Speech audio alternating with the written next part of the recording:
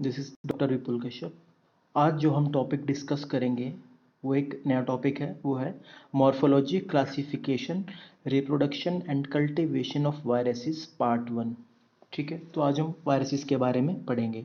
तो चलिए शुरू करते हैं। वायरसेस, तो डेफिनेशन देखा जाए तो वायरसेस क्या होते हैं। Word virus is derived from Latin root meaning a simply noxious liquid. They are unique, infectious, non-cellular agent ranging their size from 0.0 to 0.25 micron.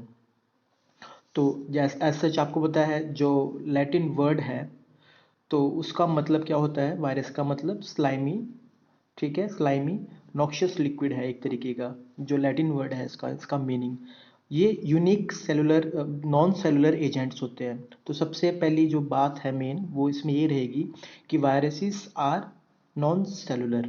और इसको मैं ये भी बोल सकता हूँ कि जब तक वायरस को होस्ट ना मिले तब तक वो नॉन लिविंग है।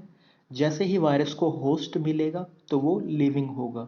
ठीक है, जिनका साइज क्या वेरी करेगा, 0.02 से 0.25 माइक्रोन। ठीक है, तो आप देख सकते हैं कि ये बैक्टीरिया से कितने ज़्यादा छोटे हैं। बैक्टीरिया का general size up to 0.5 micron तक रहता है, मगर ये 0.25 माइक्रोन तक मैक्सिमम साइज रहता है इनका। ठीक है, उसके बाद आता है term virion. Virion is a complete Viron is a complete functional virus that has capacity to infect living tissue. It includes the genetic material either RNA or DNA, capsid, envelope and membrane proteins. Membrane proteins allow the virus to bind to its host and enter it. तो दूसरी जो next term आती है important, वो है Byron.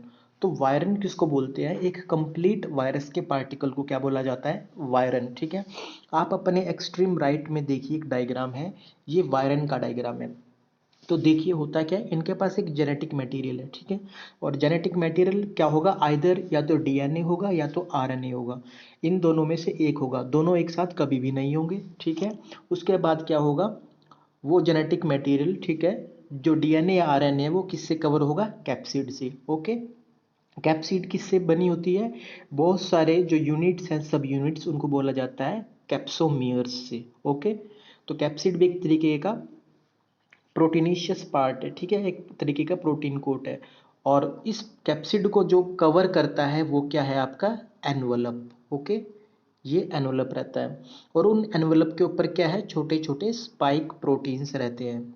Okay, तो ये सब बताता है एक वायरन के बारे में। वायरन क्या हुआ, एक complete functional unit of virus. ठीक है, इसके पास सब कुछ चीज़ें हैं, इसके पास एनवलप है, कैप्सिड है, जेनेटिक मटेरियल है और स्पाइक्स है, जो कि प्रोटीन मॉलिक्यूल्स होते हैं, स्पाइक्स। ओके, तो ये था वायरन। उसके बाद एक टर्म आती है वायरॉड। वायरॉड, VIRIOD। ठीक है, एक ये था वायरन जो कि कंप्लीट फंक्शनल वायरस है। वायरड क्या है, it is the smaller than virus, ये वायरस से स्मॉल होता है।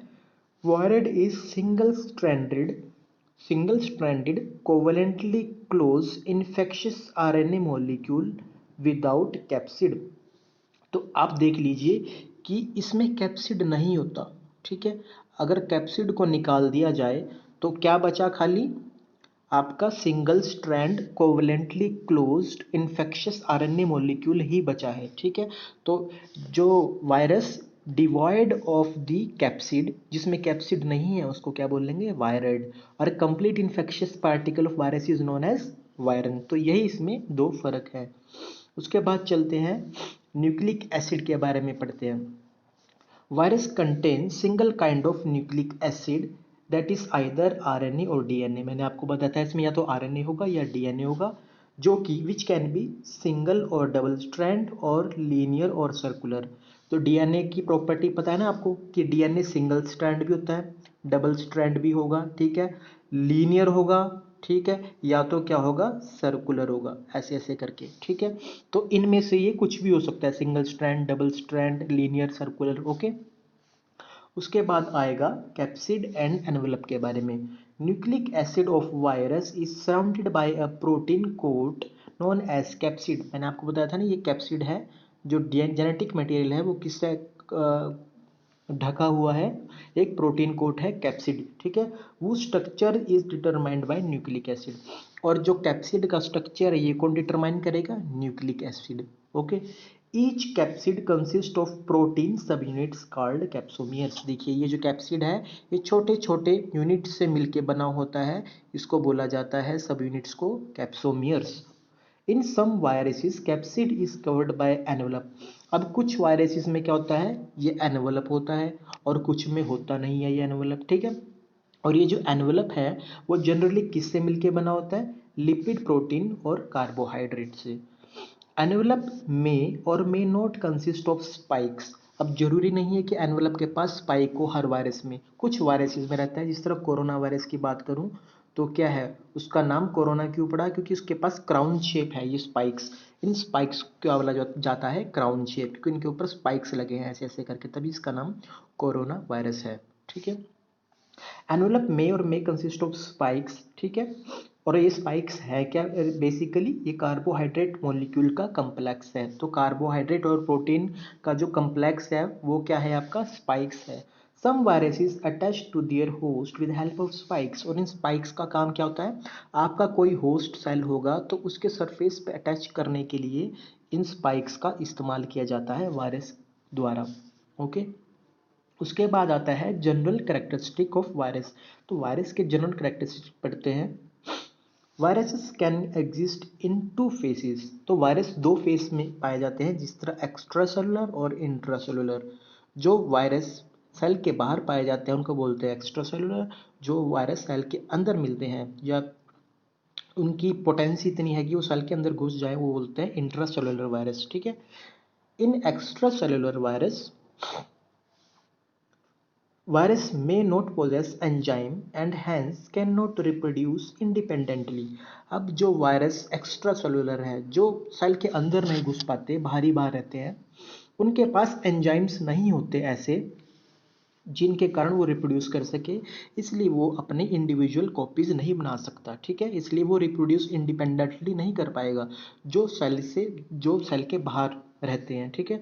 और जो वायरस सेल के अंदर होते हैं वो क्या है, उनकी क्या खासियत है, वो अपनी मल्टीपल कॉपीज बना सकते हैं by using the machinery of host cell. मान लीजिए ये कोई होस्ट सेल है, ये होस्ट सेल की मशीनरी, अंदर जो होस्ट सेल की मशीनरी को यूज करेंगे और उससे वो मल्टीप्लाई करेंगे वायरस, ठीक है। तो फर्क क्या है, एक्स्ट्रा सेलुलर क्या है, वो मल्टीप्लाई नहीं कर सकते, रिप्रोड्यूस नहीं कर सकते। इंट्रा सेलुलर क्या है, वो मल्टीप्लाई और रिप्रोड्यूस कर सकते हैं।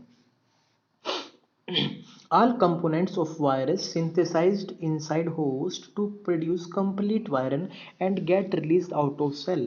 देखिए मैंने आपको बताया था ना कि वायरन क्या हुआ, वायरन तो कंप्लीट वायरस पार्टिकल हो गया। अगर मान लीजिए किसी सेल के अंदर ये वायरस है, ये वायरन बन जाएगा बेसिकली कैसे, ये सारा कंपोनेंट जो सेल है, वायरस है जो मॉलिक्यूल, ये सेल का जो है सारा एटमॉस्फेयर या सारे कंपोनेंट्स यूटिलाइज करने लग जाएगा और मल्टीपल कॉपीज बना के एक कंप्लीट वायरस पार्टिकल बनाएगा। और उस कंप्लीट वायरस पार्टिकल को क्या बोला जाता है, वीरियन, वायरन, ओके। जनरल कैरेक्टर्स के बारे में पढ़ते हैं। Virus contain single type of nucleic acid, either DNA और आरएनए, ये आपको पता है। Never the both, they contain the protein code, okay। They cause synthesis of specialized structure that can transfer the viral nucleic acid to others। Virus की property क्या होती है, एक स्पेशलाइज स्ट्रक्चर्स बनाते हैं, ठीक है, जिसके कारण क्या होता है, they can transfer viral nucleic acid to other. एक वायरस का जो न्यूक्लिक एसिड है वो उसकी कैपेबिलिटी है कि वो अपना जेनेटिक मटेरियल दूसरी बॉडी को ट्रांसफर कर सकता है, okay. They are easily transmitted from one organism to another and are not affected by antibiotic, ठीक है। और ट्रांसमिट कर सकते हैं किसी एक बॉडी से दूसरी बॉडी में, ठीक है, और एंटीबायोटिक्स का इन पे कोई असर नहीं होता है। They reproduce solely through the nucleic acid. और ये रिप्रोडक्शन किसके कारण हो रही है, ये सिंपल सिंगल देख लीजिए, न्यूक्लिक एसिड के कारण है। इनके पास ना कोई सेलुलर कंपोनेंट है ना कुछ है, सिर्फ और सिर्फ न्यूक्लिक एसिड है। न्यूक्लिक एसिड क्या है, बस यही है इनके पास, वायरस के पास और कुछ नहीं है, बस इनको होस्ट चाहिए। होस्ट के अंदर जाके ये न्यूक्लिक एसिड कुछ इस तरह कमाल करेगा कि जो सेल है उसकी सारी मशीनरी को यूटिलाइज करके वो अपनी बॉडी पूरी सिंथेसाइज कर लेगा।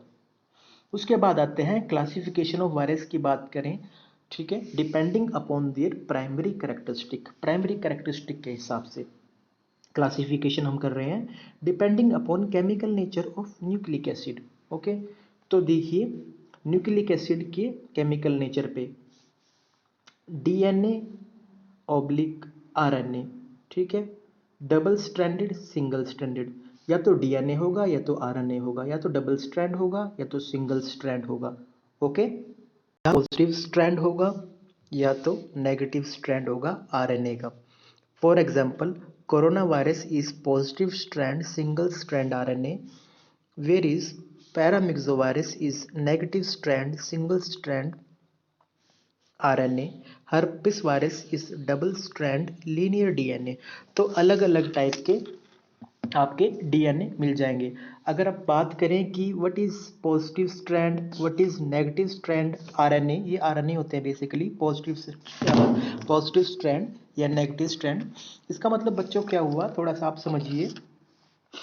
आपका जो बेसिकली राइबोसोम है वहाँ पे क्या होते हैं, प्रोटीन सिंथेसिस होते हैं, ठीक है।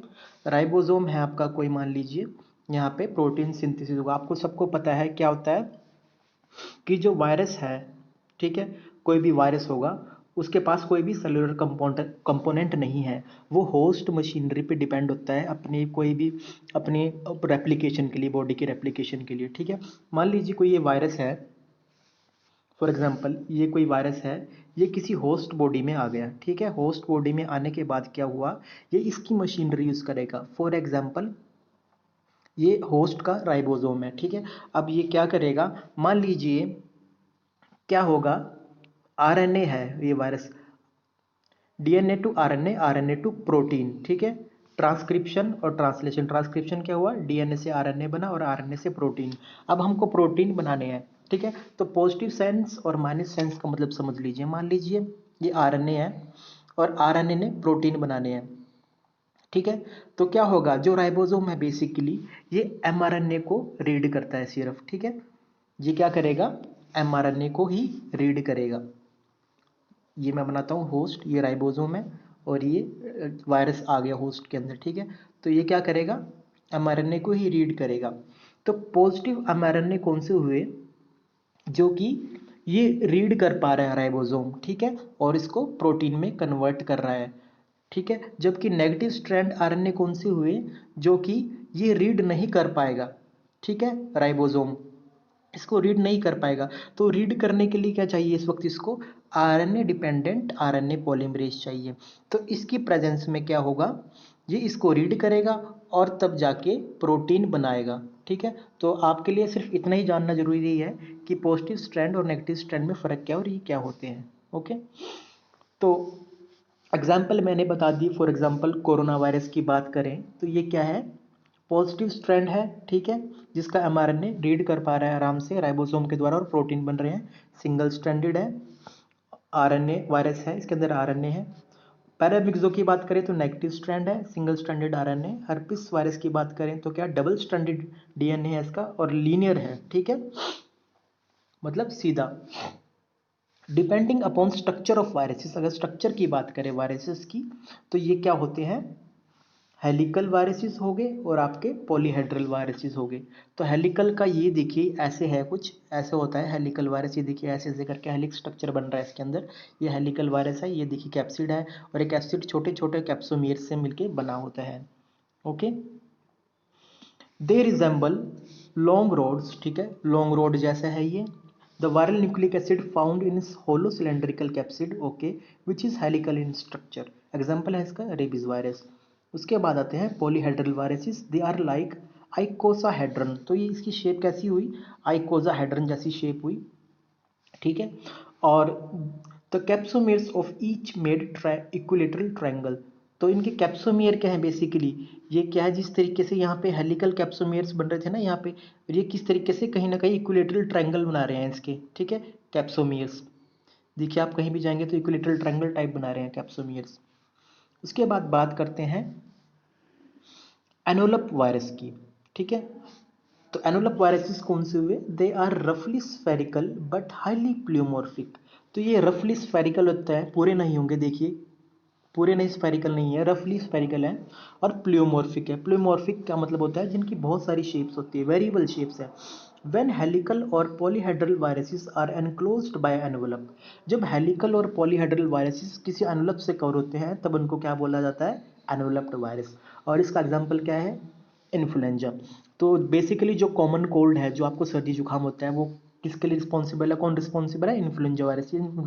और ये इन्फ्लुएंजा वायरस का स्ट्रक्चर है, आप देख सकते हैं इसमें सरफेस प्रोटीन्स है, लेटरल बॉडीज है, डबल स्ट्रैंडेड जिनोमिक डीएनए है, ठीक है। तो ये इसका स्ट्रक्चर है। उसके बाद आते हैं बच्चों कॉम्प्लेक्स वायरसेस की बात करें। Some viruses particularly bacterial viruses bacteriophage have complicated structure. अच्छा, सबसे पहले तो बच्चों बैक्टीरियोफाज किसको बोलते हैं? ये इसका स्ट्रक्चर है यहाँ पर, ये वाला। बैक्टीरियोफाज वो वायरस हुए स्पेशली जो बैक्टीरिया को ही किल करते हैं। ऐसे वायरस जो सिर्फ बैक्टीरिया को मारते हैं उनको बोलते हैं बैक्टीरियोफाज, ठीक है। तो उनका होस्ट क्या हुए? बैक्टीरिया हुए। They are viruses which infect the bacteria.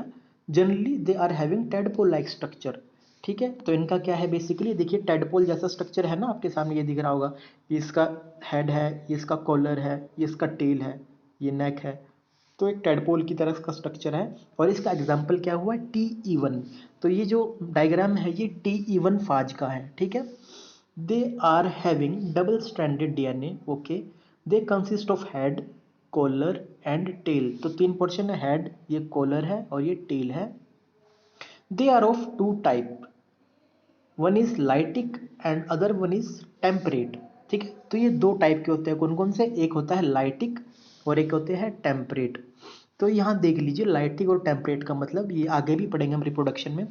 Lytic का क्या मतलब हुआ? कोई वायरस आया होस्ट के अंदर, मल्टीप्लाई हुआ, मल्टीप्लाई होने के बाद क्या हुआ?